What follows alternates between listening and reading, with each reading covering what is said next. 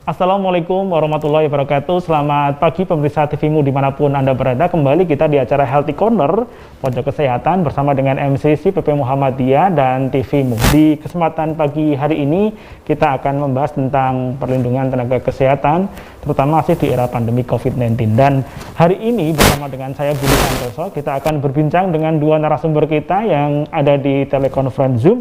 Beliau adalah Dr. Agus Taufikur Rahman, spesialis saraf magister kesehatan, Ketua Pimpinan Pusat Muhammadiyah yang membidangi MCC PP Muhammadiyah. Sekaligus nanti akan hadir di studio bersama kita adalah Dr. Agus Widiatmoko, spesialis penyakit dalam. Beliau adalah dokter spesialis penyakit dalam di Rumah Sakit PKU Muhammadiyah Gamping, Yogyakarta, dan juga dari Fakultas Kedokteran Universitas Muhammadiyah Yogyakarta. Para pemirsa sekalian bisa menyimak di YouTube TVmu, juga bisa di sosial media Persyarikatan Muhammadiyah. Dan kalaupun ingin interaktif bersama kami, nanti kami tunggu di dalam nomor yang kami akan share di TV kita di kali ini. Baik, di kesempatan yang berbahagia ini, yang pertama kita akan berkomunikasi, akan kontak dengan Ketua PP Muhammadiyah, Dr. Agus Taufikur Rahman. Dan sebelum kita akan berbincang dengan beliau, kami informasikan bahwa saat ini pandemi corona masih sangat tinggi, di beberapa daerah masih menunjukkan angka atau zona merah dalam bahasa-bahasa yang familiar di masyarakat. Untuk itu kita akan berkomunikasi dengan Ketua PP Muhammadiyah, Dr. Agus Taufikur Rahman. Assalamualaikum Dr. Agus. Waalaikumsalam warahmatullahi wabarakatuh. Mas Budi, gimana, sehat? Alhamdulillah dok, ini dokter ada di mana ini? Backgroundnya luar biasa ini ya. Iya, tadi habis rapat di PKU Muhammadiyah Jogja ini Mas Budi, jadi mohon maaf tidak bisa gabung di studio ya, jadi hanya bisa lewat Zoom. Baik, terima kasih Dr. Agus, terima kasih sekali lagi.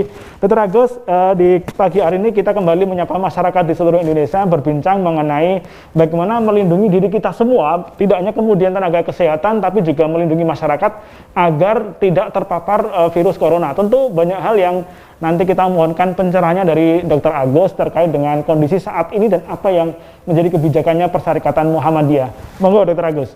Oke. Yang pertama Mas Budi, masyarakat harus senantiasa sadar bahwa data yang sudah bisa kita dapatkan berbagai media, dan saya yakin data ini data yang bisa dipercaya, angka COVID-19 ini menyerang kepada kita, terutama juga Indonesia, itu semakin hari masih aja terus bertambah. Ini harusnya memberikan kesadaran kepada kita bahwa wabah ini belum usai, pandemi belum berakhir. Oleh karena itu, pimpinan Pusat Muhammadiyah senantiasa mengingatkan, menyadarkan kita bersama agar masyarakat senantiasa dalam perhatian serius bahwa tagline kita, wabah belum usai, pandemi belum berakhir. Oleh karena itu, kewaspadaan harus terus kita lakukan. Kita telah sepakat bahwa kita ini tidak boleh lebay, tapi tidak boleh abai. Paranoid berlebihan yang kemudian menjadikan kecemasan yang berlebihan, itu juga tidak sikap yang baik. Tetapi kalau kemudian abai seolah-olah ini tidak ada, ini juga tidak baik. Jadi bukan paranoid sikap kita itu Mas Budi, tetapi kehati-hatian. Jadi kalau kita ini pimpinan Pusat Muhammadiyah itu dengan tegas mengatakan, masih terus berikhtiar mengingatkan masyarakat bahwa wabah ini belum usai, sekali lagi jangan dibilang kita paranoid, tapi inilah sikap kehati-hatian kita ketika melihat data terus meningkat. Jumlah yang gugur karena COVID-19 dari warga masyarakat juga terus bertambah. Apalagi belakangan dari tenaga kesehatan yang terpapar juga terus meningkat. Ini tentunya memberikan kesadaran kepada kita bahwa kita harus tetap fokus bahwa wabah dan pandemi ini belum usai. Yang kedua, pimpinan Pusat Muhammadiyah juga senantiasa mengingatkan, kalau dulu kan klaster-klaster bisa dilokalisir Mas Budi. Sekarang para pakar menyebut sudah sangat luas, sporadis, sehingga susah kita kalau hanya membatasi klaster-klaster besar seperti dulu, karena sekarang penularannya juga sudah sedemikian hebatnya. Maka pimpinan pusat Muhammadiyah selalu mengingatkan di mana-mana protokol kesehatan itu harus diterapkan dengan disiplin. Jadi kuncinya adalah disiplin. Ketika kita lengah, maka wabah ini semakin susah kita kendalikan. Bayangkan Mas Budi, kalau masyarakat ini semakin abai, kemudian melakukan aktivitas seolah-olah tidak ada apa-apa. Padahal pakar-pakar dari internasional menyebutkan virus ini masih ada, bahkan mungkin dalam waktu yang lama. Vaksin juga belum bisa efektif ditemukan, digunakan oleh kita. Artinya disiplin kepada protokol kesehatan ini menjadi sesuatu yang mutlak. Kalau kita tidak disiplin, semangat kita untuk membangkitkan sektor ekonomi bisa terkendala lagi, bisa bermasalah lagi. Jadi disiplin itu kunci kalau kita ingin tetap mendapatkan produktivitas yang baik. Nah, kita sudah mengenal itu disiplin, mulai dari senantiasa dengan pola hidup bersih dan sehat, rajin cuci tangan, tidak keluar rumah terlebih dahulu kecuali hal yang penting. Kalau keluar rumah, maka pilihannya adalah senantiasa pakai masker. Tidak boleh tidak ini. Yang ketiga, jaga jarak dan hindari kerumunan. Ini kan protokol yang tidak boleh ditawar-tawar. Jadi ya harus lakukan itu dengan baik.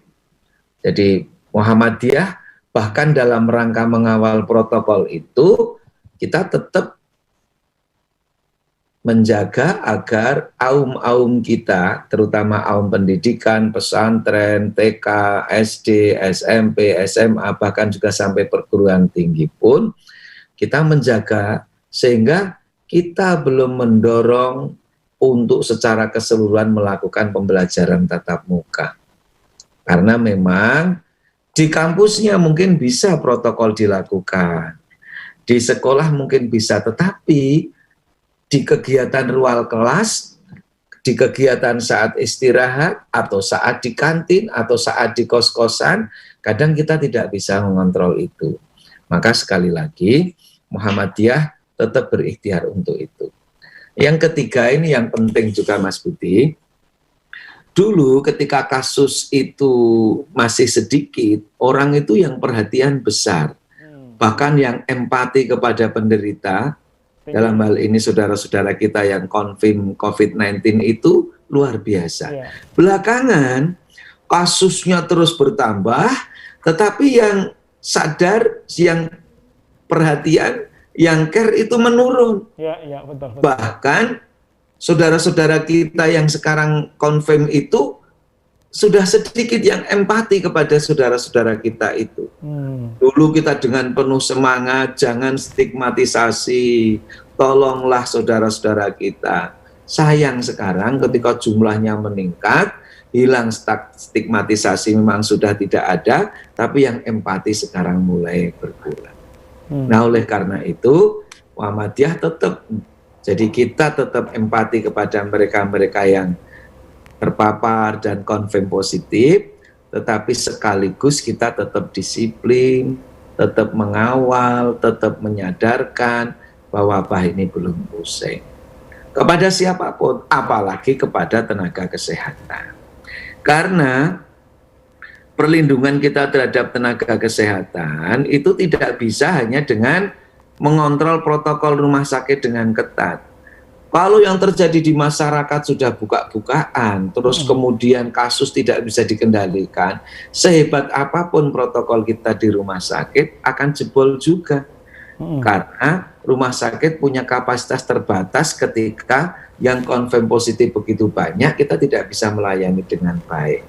Ketika tidak bisa melayani dengan baik, tracingnya juga tidak bisa dilaksanakan di masyarakat dengan tertib, maka sangat susah kita akan melindungi warga negara maupun juga tenaga kesehatan dalam kasus ini. Jadi Mas Budi, sekali lagi Muhammadiyah tetap komitmen mengajak, menyadarkan bahwa wabah ini belum usai. Jadi jangan seolah-olah sekarang ini sudah bebas, terus semaunya, lupa protokol. Nah, yang kedua, disiplin kuncinya. Kalau kita di suasana pandemi COVID-19 ini bisa menjalankan aktivitas dan tidak terhindar dari COVID-19, maka rumusnya adalah disiplin dengan protokol dengan ketat. Jadi yang sudah menjadi pemahaman bersama itu tidak boleh apa istilah kita, dibolak-balik, dikacaukan, bahwa saat ini yang paling aman ya membatasi kerumunan, menjaga jarak, memakai masker, jika tidak terlalu penting tidak keluar dari rumah, dan yang penting adalah selalu menjaga pola hidup bersih dan sehat. Nah, kira-kira seputar itu yang sekarang masih terus kita gaungkan. Baik. Terima kasih Dr. Agus. Nanti kita akan kembali dengan Dr. Agus di segmen kedua membahas mengenai kebijakan pimpinan pusat Muhammadiyah yang kemudian akan diturunkan sampai di amal usaha Muhammadiyah dan juga di wilayah-wilayah Muhammadiyah. Tetapi kita akan break untuk iklan yang satu ini.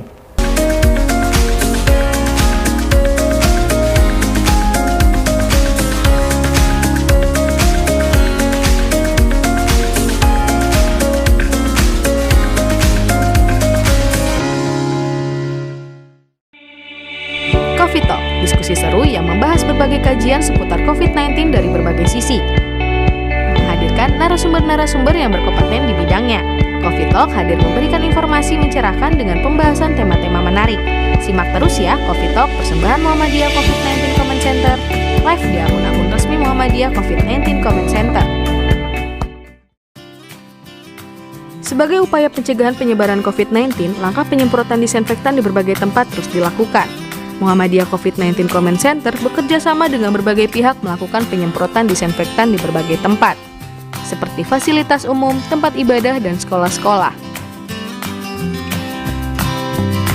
Sampai saat ini, penyemprotan disinfektan telah dilakukan di 48.954 titik, di antaranya 10.422 tempat ibadah, 32.092 fasilitas umum, 5.959 sekolah, serta 481 gedung amal usaha Muhammadiyah.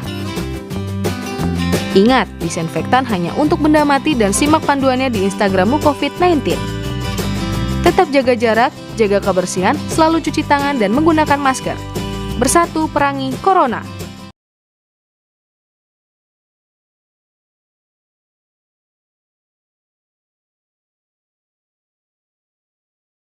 Muhammadiyah COVID-19 Comment Center memberikan informasi terupdate mengenai penanganan COVID-19, mulai dari pelayanan kesehatan, ketahanan pangan hingga pencegahan COVID-19 di masyarakat.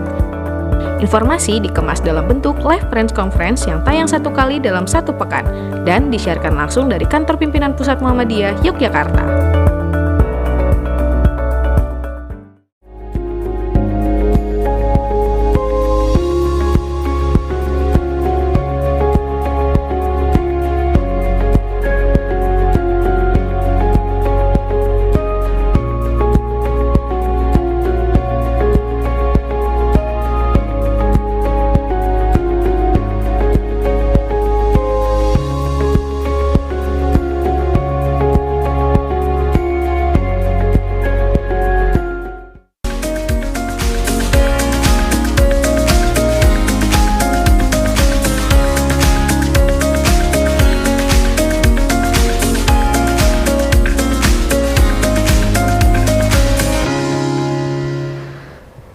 Baik, kita masih kembali di Healthy Corner di pagi hari ini dan masih bersama dengan kita Ketua Pimpinan Pusat Muhammadiyah Dr. Agus Taufik Roman, spesialis saraf magister kesehatan.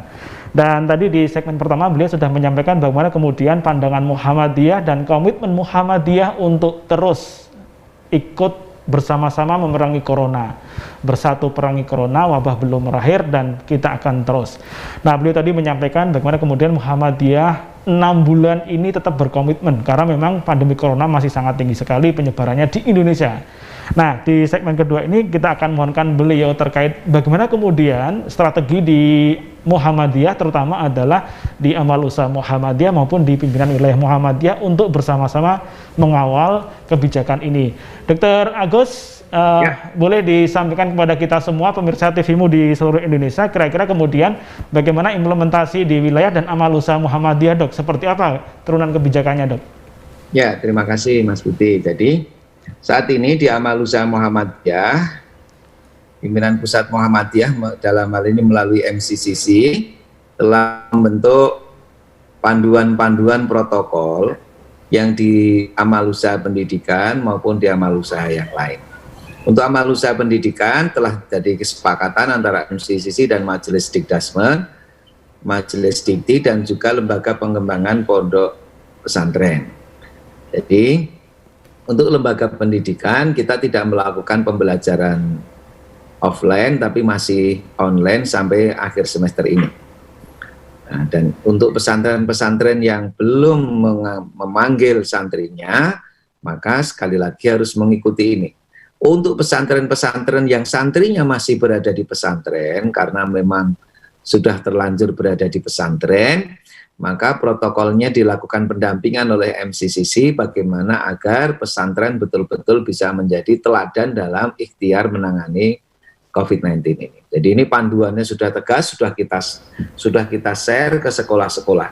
Walau ada tantangan karena di tempat-tempat tertentu ada yang masyarakatnya pengen anaknya sudah sekolah, bahkan ada yang melaporkan pemdanya yang pengen agar sekolahnya dibuka. Tapi Muhammadiyah senantiasa mengedepankan kesehatan.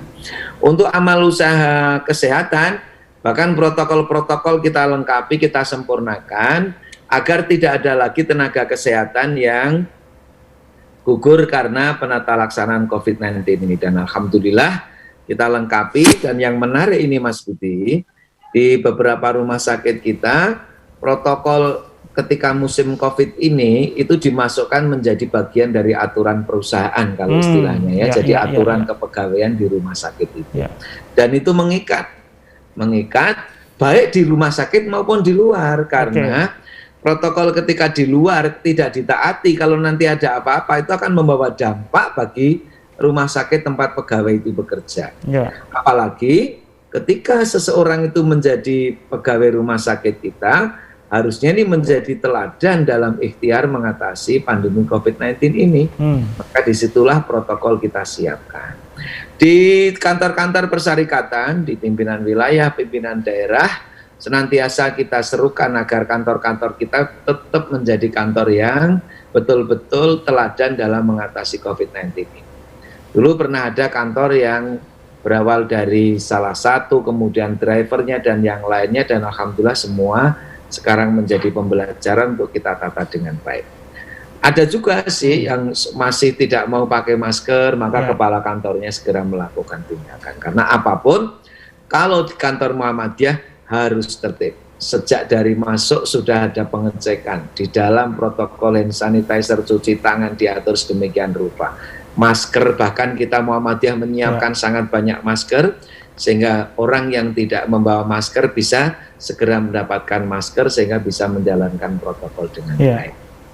Nah, di perguruan tinggi beberapa kampus ini yang menarik Mas Budi, itu karena di situ ada SDM yang memiliki kemampuan yang bagus menyusun protokol-protokol khusus di perguruan tinggi, sehingga ini menjadi ciri khas perguruan tinggi Muhammadiyah memiliki protokol yang luar biasa. Sekalipun kita tahu bahwa saat ini proses pembelajaran masih pembelajaran jarak jauh, tetapi bahwa ada aktivitas administrasi yang kadang harus dilayani di kampus.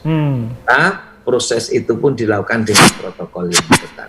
Sampai saat ini, pimpinan pusat Muhammadiyah kalau menyelenggarakan pertemuan-pertemuan belum pertemuan offline. Tanwir pun kita laksanakan secara daring. Rapat pleno diperluas secara daring. Ini dalam rangka kita betul ikhtiar menjaga agar Muhammadiyah tetap konsisten bahwa Rasul berpesan la dororo wala diror. Kita ini tidak boleh melakukan aktivitas perbuatan atau apapun yang membahayakan diri kita dan juga orang lain.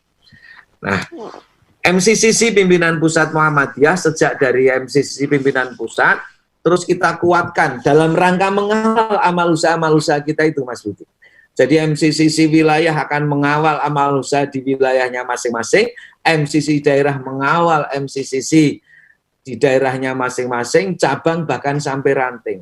Maka kalau ada masjid kita di ranting, MCC tingkat ranting akan mengontrol itu. Di samping itu yang menarik, kalau MCC di level bawah, itu bahkan kita melakukan gerakan untuk tanggap COVID ini terkait juga dengan problem sosial ekonomi. Karena kita tahu bahwa dampak COVID ini bukan hanya urusan kesehatan, tapi sosial ekonomi juga luar biasa. Nah, dalam pimpinan MCCC, pimpinan pusat, kemudian digerakkan masif sampai ke ranting. Nah ini Mas Budi, oleh karena itu Mas Budi bersama TVmu, kita harapkan terus menjadi corong pengingat masyarakat bahwa kita tidak boleh abai, wabah ini masih berjalan, pandemi belum berakhir. Terus, terakhir kita melakukan gerakan pakai masker kan sudah lama Mas Budi. Oke. Ibaratnya imunisasi perlu ada booster lagi. Nah, beberapa waktu yang lalu bahkan Muhammadiyah kembali menggerakkan gerakan pakai masker itu. Maret kita sudah menggerakkan itu, tetapi sekarang kita gaungkan kembali karena kondisi masyarakat yang harus sadar bahwa COVID belum usai. Kita berdoa Mas Budi, semua masih bersama kita, sepakat menjalani seluruh rangkaian pencegahan COVID-19 ini dengan sebaik-baiknya. Jadi selanjutnya kami persilahkan kepada Dr. Agus Wit dan juga Dr. Barkah memberikan pencerahan kepada masyarakat, kepada kita semua, agar kita tidak menjalankan kekeliruan di suasana yang sebetulnya sekian banyak pakar khawatir kalau kita ini AB akan muncul gelombang-gelombang lain dari COVID-19 ini. Begitu Mas Budi, jadi tetap semangat kepada teman-teman di daerah, teman-teman di cabang ranting, teman-teman wilayah, mari kita terus berikhtiar, tetap setia dalam jalur kebaikan ini, bagian dari dakwah Al-Ma'un kita, dakwah rahmatan lil alamin, khususnya dalam tanggap terhadap musibah pandemi COVID-19 ini yang kita bersama harus serius ikhtiar keluar darinya. Oke, demikian Mas Budi. Baik, terima kasih Dr. Agus, Ketua Pimpinan Pusat Muhammadiyah yang mengawali diskusi kita di pagi hari ini tentang perlindungan tenaga kesehatan dan juga masyarakat umum di era pandemi COVID-19 ini. Dan beliau tadi menyampaikan banyak hal terkait dengan kebijakan Persyarikatan Muhammadiyah, terutama adalah mengawal walaupun kemudian beberapa daerah sudah mulai membuka diri atas pelonggaran-pelonggaran, tetapi Muhammadiyah sampai saat ini masih kencang, masih kuat untuk mengawal bahwa ini harus kita jaga, masih tanggap darurat, pandemik masih ada, virus masih ada di mana-mana. Untuk itu, sekali lagi Muhammadiyah akan terus mengawal sampai kemudian kita anggap bahwa pandemik ini sudah berakhir. Dan terima kasih Dr. Agus sudah berkenan untuk memberikan pencerahan di awal. Nanti kita akan lanjutkan diskusi kita dengan Dr. Agus Widiatmoko, spesialis penyakit dalam, dan juga Dr. Barkah, spesialis penyakit dalam, mengenai secara teknis bagaimana implementasi melindungi kita bersama agar tidak terpapar COVID-19 di Indonesia ini. Baik, pemirsa TVmu dimanapun Anda berada, kita akan kembali berdiskusi, tetapi tentu nanti Dr. Agus Taufik juga akan masih bersama dengan kita untuk memberikan closing statement di akhir sesi. Kita akan kembali selepas yang satu ini.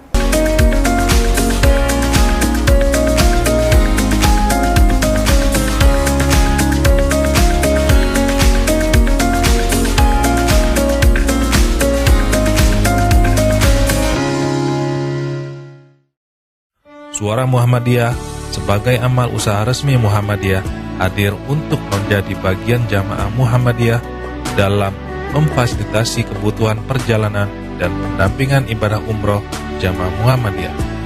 SM Tour and Travel hadir dengan dua program utama, program umroh dan haji khusus, program perjalanan untuk domestik dan internasional. Mari bergabung bersama SM Tour and Travel untuk menikmati ibadah umroh Anda lebih khusyuk dan nyaman.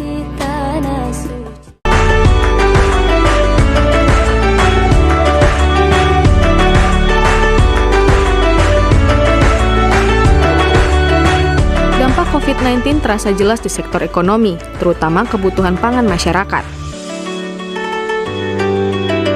Muhammadiyah COVID-19 Comment Center dari pusat, wilayah, daerah, cabang hingga ranting telah membagikan paket sembako kepada masyarakat terdampak COVID-19.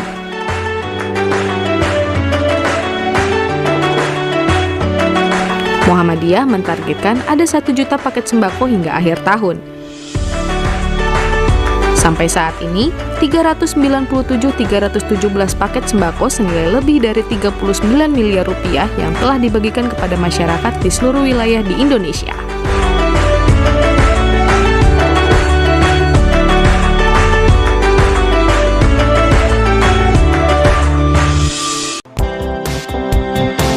Muhammadiyah COVID-19 Comment Center telah membagikan ribuan masker kepada masyarakat di berbagai wilayah di Indonesia sebagai salah satu upaya untuk mencegah penyebaran COVID-19 di masyarakat. Sebanyak 339.218 masker yang telah dibagikan kepada masyarakat untuk terhindar dari COVID-19. Selalu physical distancing saat di luar rumah agar terhindar dari COVID-19, sehingga keluarga di rumah selalu aman. Bersatu perangi Corona.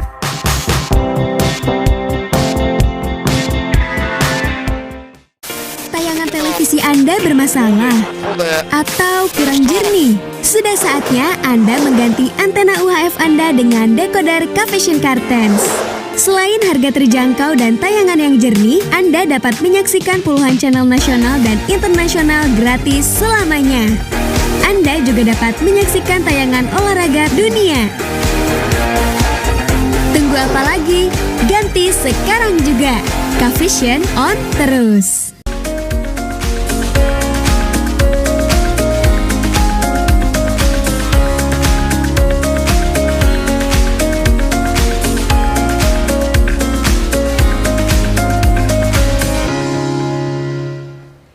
Baik, kita masih kembali di Healthy Corner, program MCC PP Muhammadiyah dan TVMU, dan kali ini kita sudah kehadiran 2 narasumber kita di studio. Pertama, kita akan kenalkan, saya kira ini sudah sangat familiar bagi pemirsa TVMU ya, sudah beberapa kali kita undang beliau berdua untuk memberikan pencerahan terkait dengan kesehatan, terutama di era pandemik.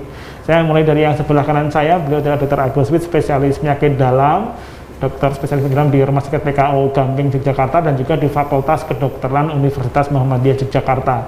Dan ini lengkap ya, karena di sebelah kanan beliau Dr. Barkah, spesialis penyakit dalam juga dari Fakultas Kedokteran UAD dan Rumah Sakit PKO Muhammadiyah Bantul. Jadi ini lengkap sekali, saya senang sekali akhirnya para tokoh-tokoh dokter spesialis penyakit dalam hadir di studio TVMU. Terima kasih. Diskusi kita pasti akan lengkap sekali ini ya. Baik, saya tadi Dr. Agus Taufik, Ketua PP, sudah menyampaikan pesan bahwa Muhammadiyah tetap akan mengawal konsisten komitmen untuk terus memerangi Corona, karena memang pandemi belum berakhir. Dalam catatannya Dr. Agus Wit sendiri, saat ini kalau kita update, mungkin nanti Dr. Agus Wit bisa memberikan catatan penting, bahwa saat ini tentu kalau kita berbicara mengenai perlindungan nakes dan cara menangani pasien COVID-19 di rumah sakit, tentu ada catatan penting yang harus kita perhatikan. Sejauh ini sebenarnya sudah berapa sih Dok kalau kita hitung tenaga kesehatan yang gugur sebagai bagian dari penanganan COVID ini Dok? Yang pasti, ya, Assalamualaikum warahmatullahi wabarakatuh, para pemirsa semua. Ya, sampai saat ini untuk ID sendiri sudah melaporkan ada 89 dokter yang insya Allah syahid karena COVID-19. Belum lagi teman-teman dari perawat, ada yang juga gugur syahid karena COVID. Artinya memang nakes ini memiliki resiko untuk terpapar oleh COVID-19. Begitu Mas Budi. Oke. Jadi ini angka baru dari ID ya? Ya, 89 itu dari PPNI mungkin, PPNI ada lagi. Dari IBI mungkin ya, betul. Dan juga dari tenaga yang dokter gigi. Yang ada dokter gigi. Iya, dokter gigi belum, yang ada juga. Dan juga mungkin tenaga yang ada di rumah sakit yang lain ya, yang mungkin terpapar juga ya. Iya, betul. 1, 2, 3 hal memang mungkin kemudian banyak yang menyoroti mengenai bahwa sekarang ini sudah mulai kelonggarannya sudah luar biasa ini. Masyarakat sudah mulai agak membebaskan dirinya dari hal-hal yang berbasis pada protokol kesehatan. Apakah dokter juga melihat yang demikian? Iya, dengan adanya perkembangan yang baru ini memang ada beberapa yang masyarakat mulai sedikit abai. Beberapa kali kami harus mengingatkan di sarana-sarana kesehatan kita kepada para pasien ataupun penunggu pasien ataupun pengantar pasien yang datang ke rumah sakit untuk selalu menggunakan masker. Bahkan ada yang pernah berkata, kan sudah tidak ada COVID lagi, ngapain pakai masker? Artinya ada penurunan dari kesadaran masyarakat untuk menggunakan masker ini.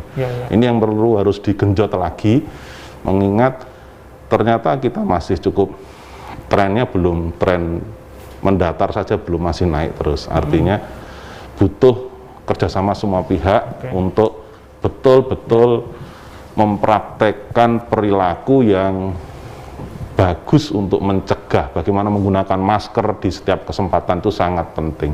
Iya, oke. Dan kalau kita berbicara mengenai kesadaran masyarakat, maka ini salah satu dampaknya adalah ke resiko tenaga kesehatan sendiri ya. Saya ke Dr. Barka. Kalau kita berbincang mengenai resiko kembali ya, resiko bagi tenaga kesehatan ketika kemudian tingkat kesadaran masyarakat yang sudah mulai melunturkan kesadaran menggunakan protokol kesehatan, baik pakai masker, cuci tangan, dan yang lain. Resiko terbesarnya dan kemudian hal apa yang akan dialami nakes seperti apa gambarnya, Dok? Kalau kita berhitung mengenai tenaga kesehatan di rumah sakit secara utuh ya, ada dokter, ada macam-macam begitu, Dok.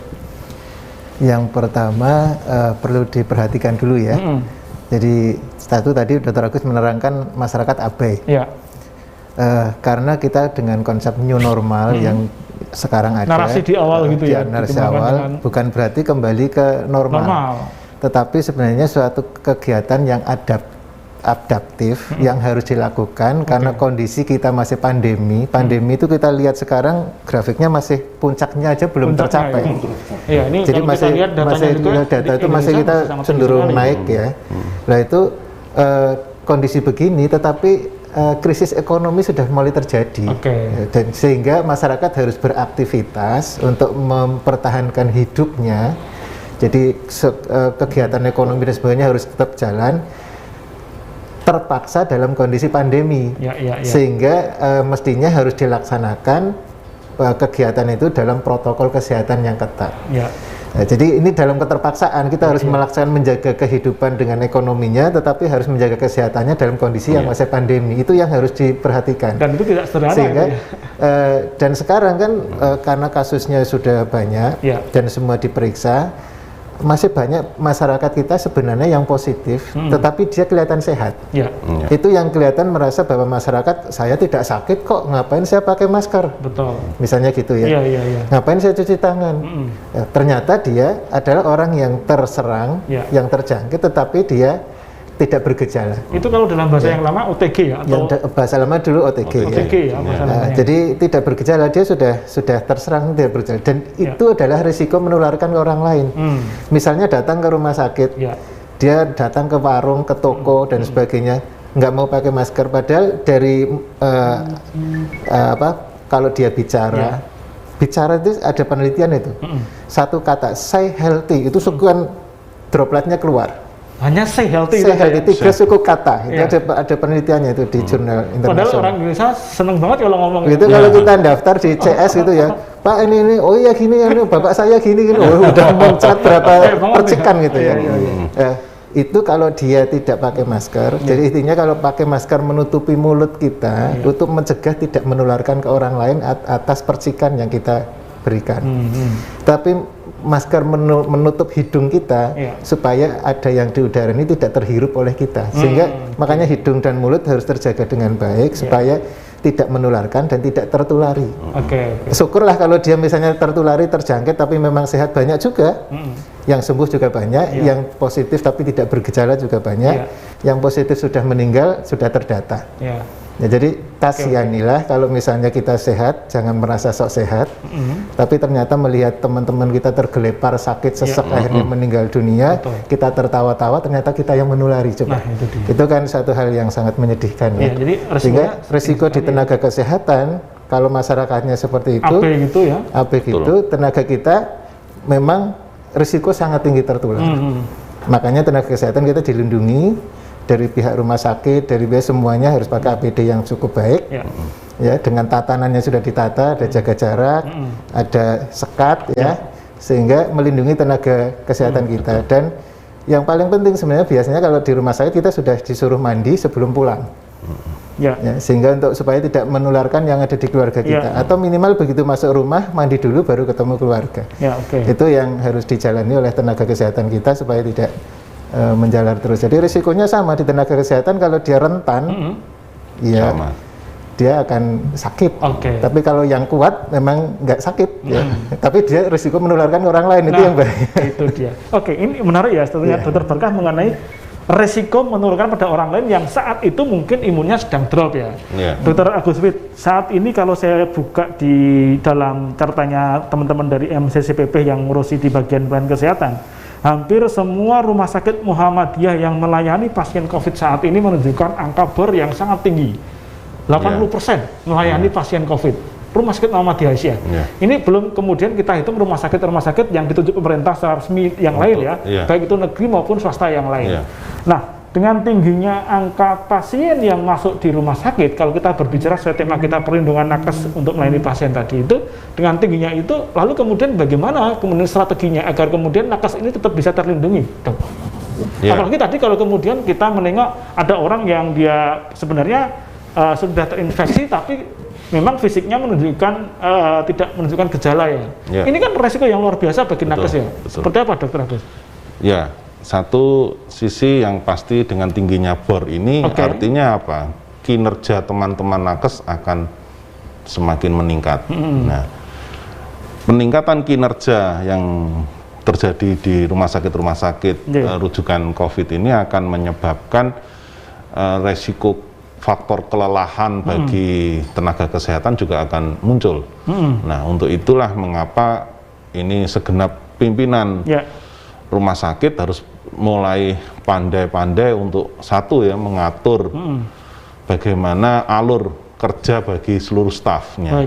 Ya, dengan semua keterbatasan yang ada, kita harus betul-betul bisa arrange ya agar tidak terjadi hektik ya di antara pekerja kesehatan sendiri, karena kalau sudah mulai kelelahan ini akan menurunkan imunitas dan itu bisa memicu terjadinya infeksi secara tidak langsung akibat imun kita yang turun. Nah, yang kedua, kita juga selalu harus tadi seperti dikatakan Dokter Bakar, karena kita tidak tahu masyarakat itu sudah mulai abai karena faktor ekonomi dan faktor pengetahuan masyarakat yang masih salah mensikapi tentang termasuk new mungkin normal. Juga faktor sosial ya. Keinginan untuk bertemu dengan para peer group-nya, teman-temannya, kelompoknya, anggotanya, komunitasnya gitu ya. Iya, betul. Nah, itu juga penting juga karena sekarang kan orang sudah mulai kumpul-kumpul banyak sekali komunitas-komunitas itu. Nah, itu juga akan menyebabkan resiko pada nakes juga akan meningkat kan. Ya, sekarang akhirnya apa yang harus terjadi ya, kita sebagai nakes harus betul-betul mempraktekkan bagaimana kita bisa melindungi diri kita. Artinya seperti itu, kan akhirnya akan ke pelindungan individu. Bagaimana seorang nakes mempraktekkan pola hidup atau perlindungan diri yang optimal. Saat di rumah sakit ya betul-betul kita mempraktekkan ini. Kadang-kadang kita mohon maaf seringkali abai setelah kita bertemu dengan teman-teman kita sendiri. Sejawat gitu ya. Sejawat, teman perawat dengan dokter, dokter dengan dokter, kita dengan segenap staf rumah sakit. Ini kadang-kadang seringkali kita lupa saat kita ada di ruang istirahat gitu ya, makan gitu kan. Kita kan makan terpaksa mesti harus lepas masker. Nah, kadang-kadang disitulah terjadi interaksi yang tidak pas. Atau saat kita melepas APD, habis melakukan tindakan swab atau tindakan tindakan yang beresiko, kita melepas APD-nya tidak sesuai dengan alur yang seharusnya, artinya tidak lege artis. Nah, ini juga beresiko bagi dirinya dan beresiko bagi orang lain, lingkungan dan orang lain di sekitarnya. Nah, ini bisa harus betul-betul dipraktekkan bagaimana sih kita cara melepas APD gitu ya. Yang benar itu ya. Yang benar. Itulah mengapa bagi mahasiswa-mahasiswa kesehatan kalau mau masuk ke rumah sakit mereka harus dites itu. Dites bagaimana memakai dan melepas APD. Untuk apa? Agar mereka juga siap, paham bagaimana dan kita familiar, betul Mas Budi. Karena kadang-kadang salahnya juga di diri kita sendiri. Nah, itu juga harus dipahami. Nah, ini menarik ya. Tadi saya tertarik dengan yang disampaikan Dr. Agus mengenai kebiasaan kita sehari-hari, Dr. Barka. Jadi kan tentu tenaga kesehatan juga tidak luput dari aktivitas kebutuhan fisiologis ya. Iya, betul. Harus makan, harus kemudian juga ambil snack dan yang lain. Di saat-saat memang mereka kemudian itu saat-saat emergensi gitu ya, di tempat-tempat emergensi. Nah, juga ada tempat yang lain ketika kemudian nakes juga harus pulang. Mungkin juga akan mampir di tempat perbelanjaan. Karena dia harus membawa sayur misalnya gitu ya, beli sayur masak di rumah dan yang lain. Dr. Barka, bagaimana kemudian yang demikian? Kebiasaan yang ini kita lakukan sehari tapi harus kita waspadai. Ya, sebenarnya ini untuk semuanya ya. Ya, oke. Jadi kebiasaan diri dan cara diri yang kadang perlu sangat diperhatikan. Contohnya dari masker ya. Masker itu bagian depan. Ini adalah menangkap virus dari luar.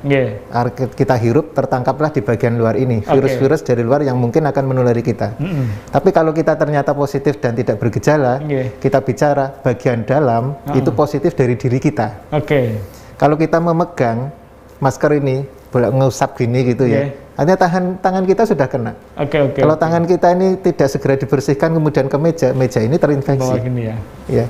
Jadi akhirnya ini akan menyebar lagi ke pegang orang lain, menyebar terus seperti itu. Jadi makanya konsepnya sebenarnya kalau di rumah sakit ada 5 moment ya, yang biasa untuk cuci tangan. Kita sebenarnya cukup 2 momen aja. 2 moment. Jadi caranya apa? Cuci tangan sebelum menyentuh yang bersih, cuci tangan setelah menyentuh yang kotor. 2 saja itu cukup sebenarnya. Jadi misalnya kita anggap masker kita kotor, kemudian kita gatel mau garuk-garuk gitu ya. Ya cuci tangan pakai hand sanitizer baru garuk-garuk. Jadi itu sudah sangat. Kalau kita yang penting harus tahu persis si corona ini sifatnya kayak apa. Kalau kita tahu sifatnya dia seperti itu, ya kita bisa meladeni dia dengan baik, sehingga bukan berdamai, tapi ya terpaksa kalau dia tidak bisa dibunuh ya silakan dia hidup, kita juga hidup gitu. jadi intinya berdampingan ya. Tapi tetap melawan supaya tidak masuk ya. Karena begitu virus ini kehirup kita masuk ke saluran nafas kita, ditangkap oleh reseptor kita di S2 itu ya di sana itu. Kalau kondisi kita tidak baik, akhirnya bereplikasi, beranak pinak, berkembang biak di tubuh kita, akhirnya virus ini banyak. Dan kalau kita berkali-kali menghirup, semakin banyak yang kita hirup virusnya, maka semakin kita semakin lemah untuk terserang, melawan. Sehingga kalau nakes itu berkali-kali ketimpa orang yang positif banyak seperti itu, akhirnya kita nakes ini dalam keadaan bahaya. Mungkin sekali nggak apa-apa, 2 kali nggak apa-apa. Keserang ada orang ketiga yang positif kita masukkan, mungkin saat itu kita sudah terlalu banyak virus yang masuk dan bereplikasi, baru kita tergelepar gitu. Jadi itu yang harus diperhatikan dalam kesehari-harian. Baik, terima kasih. Ini closing segmen 3 yang bagus sekali ya. Tadi saya berkata bahwa tenaga kesehatan itu sehari-hari ya bertemu dengan para pasien yang cenderung memang memiliki potensi atau membawa virus corona itu sendiri yang berkali-kali ya. Kalau masyarakat umum mungkin 1, tapi kalau nakes itu kan ketemunya terus-menerus gitu ya. Jadi diserang terus-menerus begitu. Sehingga pertahanan teman-teman para dokter ada 1 yang kemudian harus gugur gitu ya karena tidak mampu membentengi virus. Ini sebuah kejadian yang saya kira terjadi di tempat kita. Baik, kita akan kembali diskusi selepas yang satu ini.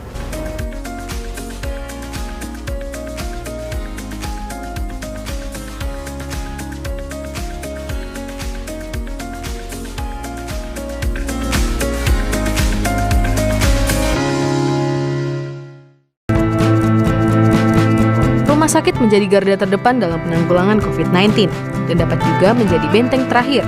Maka dari itu, Rumah Sakit Muhammadiyah Aisyah siap menjadi rumah sakit yang melayani pasien COVID-19 dengan dukungan fasilitas yang optimal. Saat ini, telah ada 77 Rumah Sakit Muhammadiyah Aisyah yang membantu dalam penanganan COVID-19.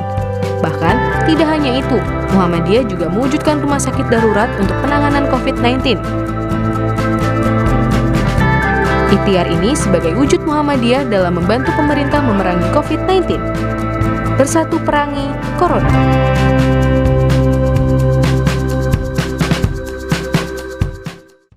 Batik Nasional Muhammadiyah sudah menjadi kebanggaan bagi setiap warga Muhammadiyah. Bahkan, pimpinan pusat Muhammadiyah secara resmi menggunakan batik nasional untuk pertemuan nasional maupun internasional.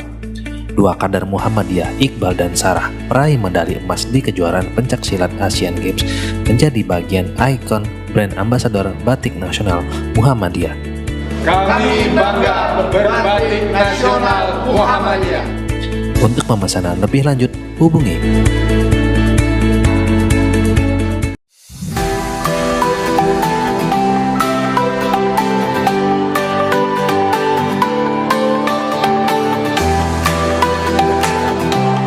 Assalamualaikum warahmatullahi wabarakatuh. Pemirsa TVmu dimanapun Anda berada, hari ini sekali program acara Muhammadiyah COVID-19 Command Center pimpinan pusat Muhammadiyah siapa dipersilahkan. Tapi ketika mereka terlibat dalam MCC ataupun program ini, maka yang paling penting itu adalah semangat kerelawanan. Dan teman-teman bisa berinteraksi di nomor telepon yang ada di layar kaca, atau bisa kirim pertanyaan melalui WhatsApp yang nanti akan kita bacakan dari ajaran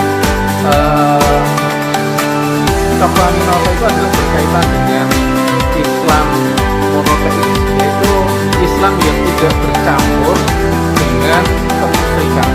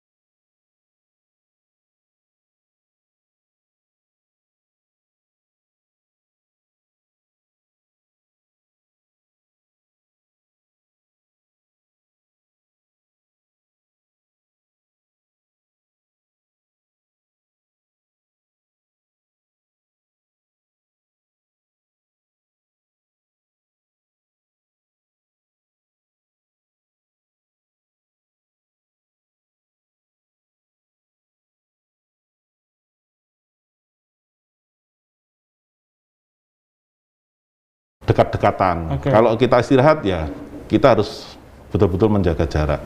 Kemudian yang berikutnya, masker apapun tidak boleh lepas sebetulnya dari tenaga kesehatan kita. Lalu bagaimana kalau kita sedang makan? Idealnya kalau makan itu jangan dalam satu ruangan bersama-sama.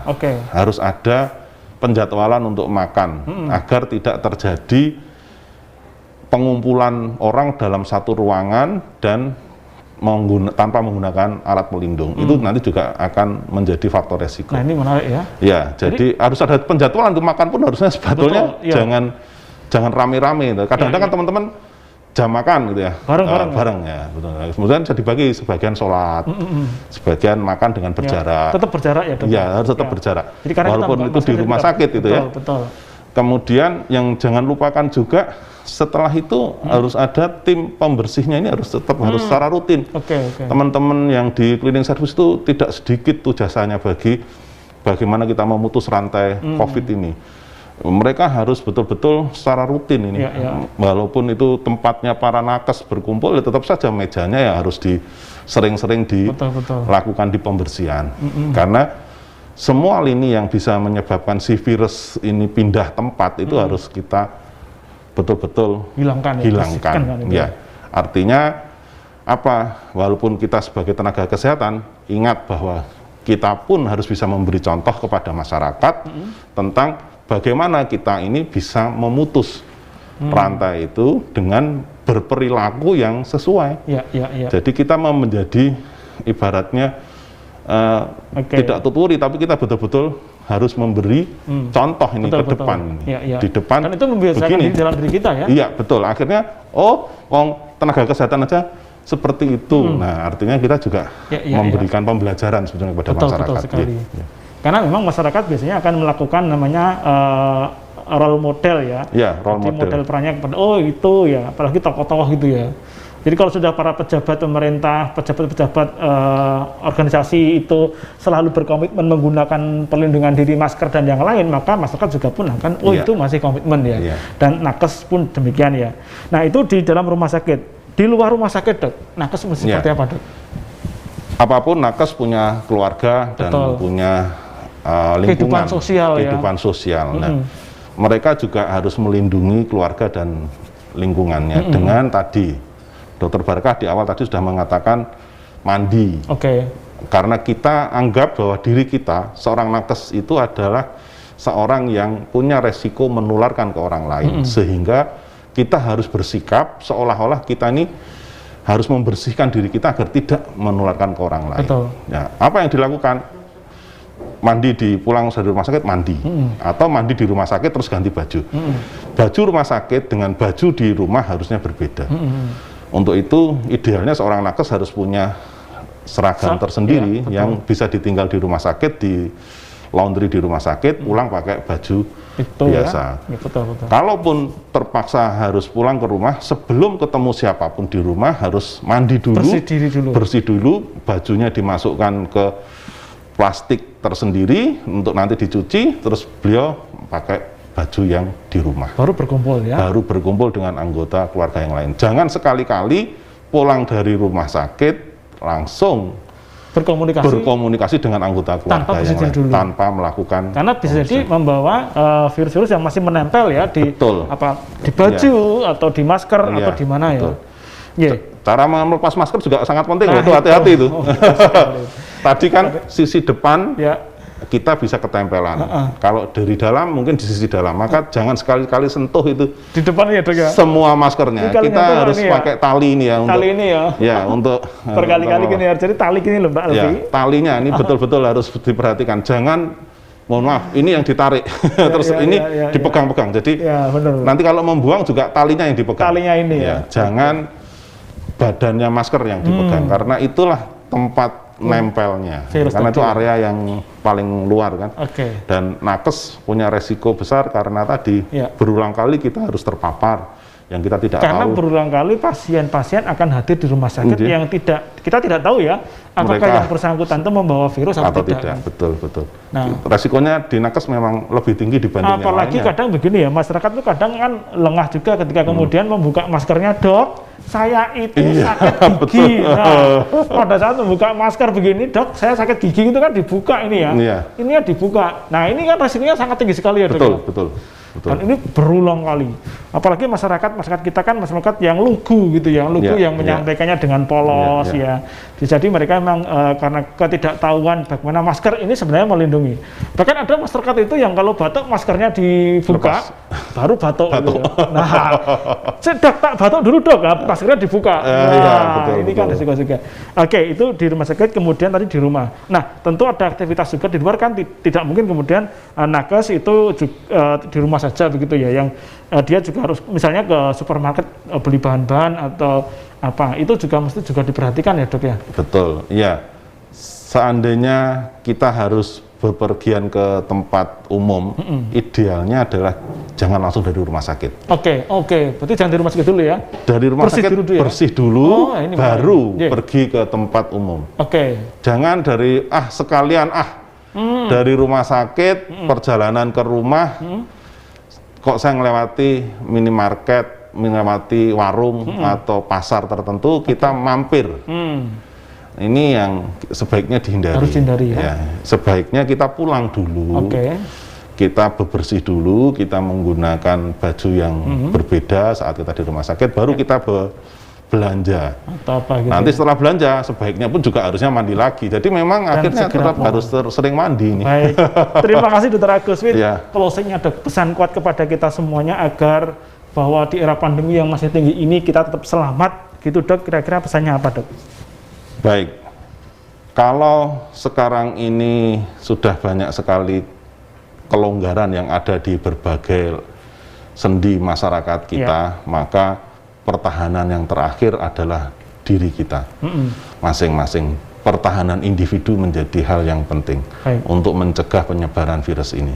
Pertahanan individu, kata kuncinya adalah bagaimana kita menerapkan protokol kesehatan secara maksimal, tidak hanya minimal tapi maksimal. Untuk itulah mengapa kita harus betul-betul sebagai nakes apalagi mempraktekkan perilaku protokol kesehatan dengan semaksimal mungkin. Jangan pernah ada pengecualian.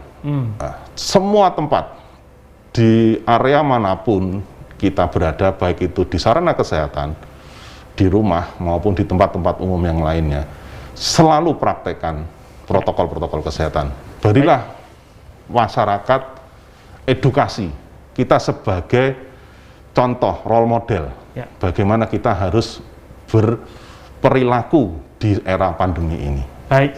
Baik, terima kasih Dr. Agus. Terima kasih juga kepada Dr. Barokah tadi yang telah bersama dengan kita, dan juga terima kasih kepada Dr. Agus Taufikur Rahman yang telah bersama dengan kita.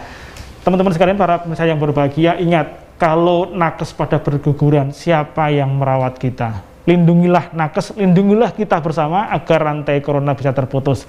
Mohon maaf segala khilafan, kita akan bertemu di Healthy Corner berikutnya. Assalamualaikum warahmatullahi wabarakatuh.